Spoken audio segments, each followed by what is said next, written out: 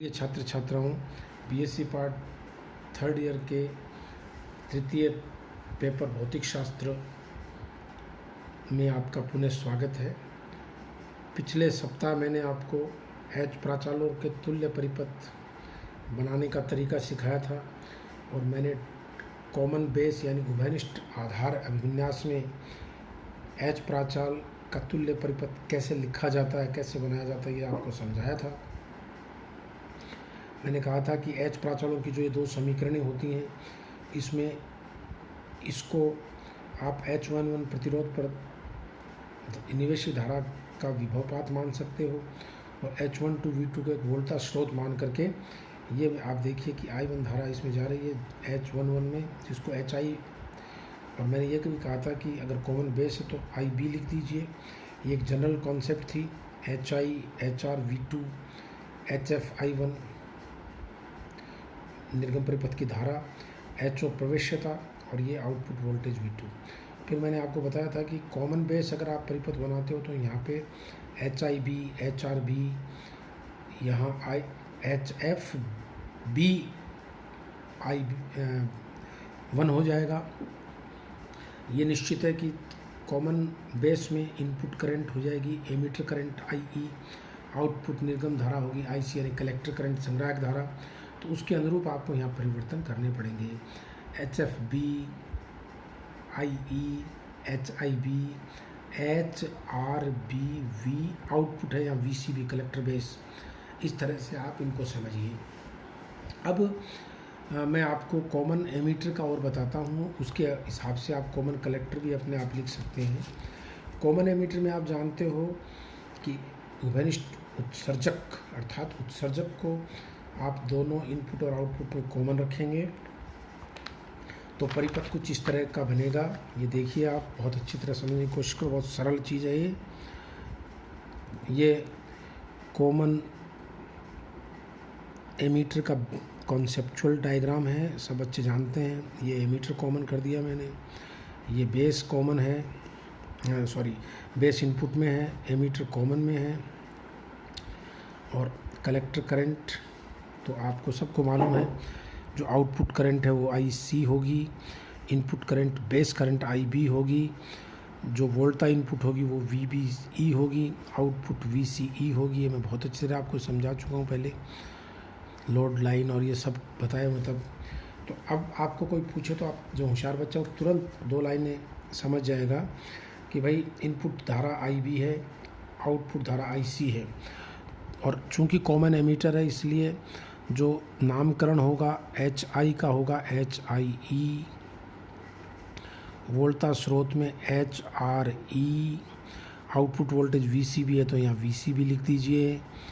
ये वोल्टा स्रोत हो गया, ये कॉमन एमीटर आ गया, ये बेस है, और बच्चों कलेक्टर के अंदर HFE हो जाएगा, जो धारा का स्रोत होगा, तुल्य धारा स्रोत वो HFE।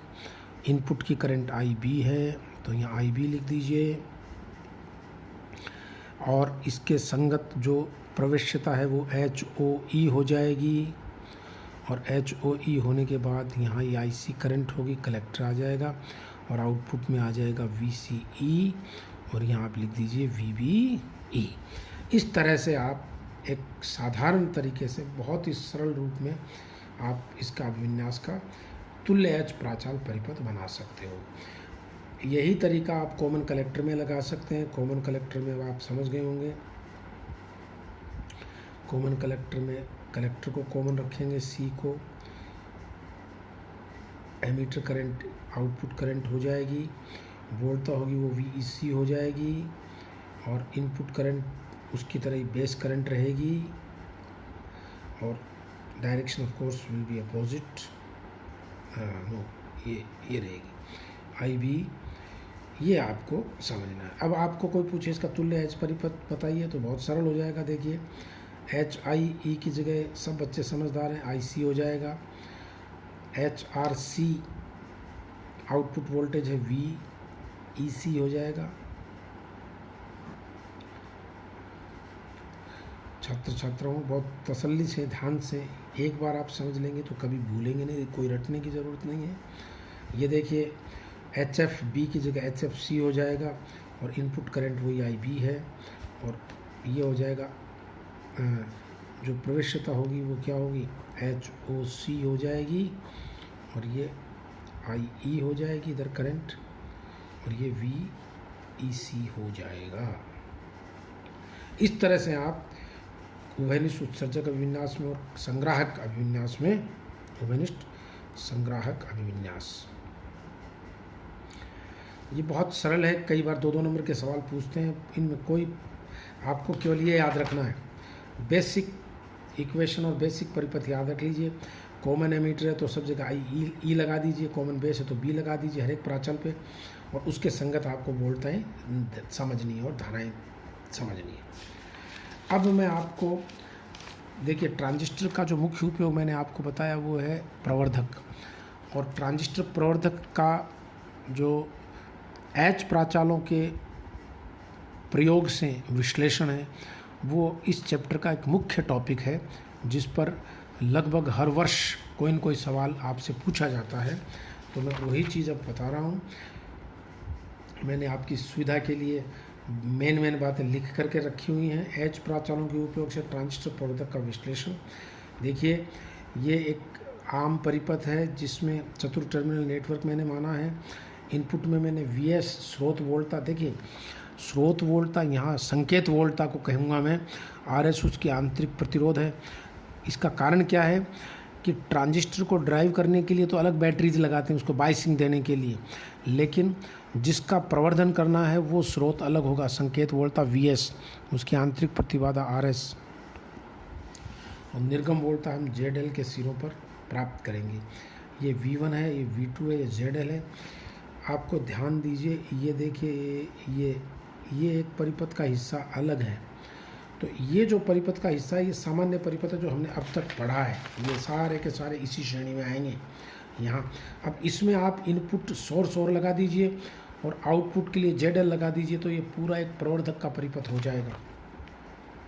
तो ये मेन एम्पलीफायर हो गया, और ये विथ सिग्नल एम्पलीफिकेशन हो जाएगा।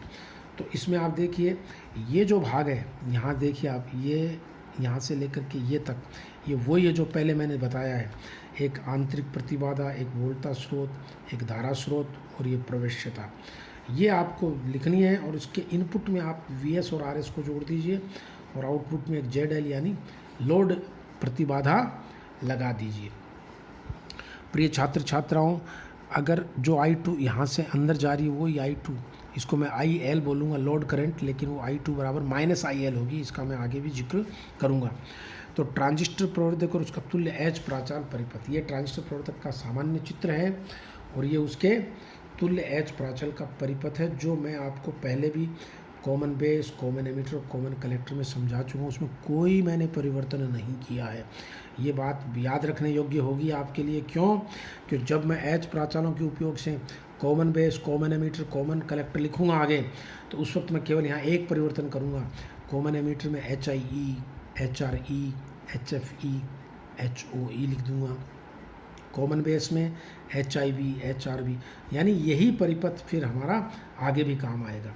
तो देखिए, इसमें VS जो है वो संकेत वोल्टता है, RS इसकी आंतरिक प्रतिबाधा है, तथा ZL निर्गम लोड प्रतिबाधा है। इनका मैंने जिक्र किया है, जिसके सिरों पर निर्गम वोल्टता प्राप्त करते हैं, ZL के सिरों पर। H प्राचालों के पदों में हम निम्न राशियों को ज्ञात करते हैं।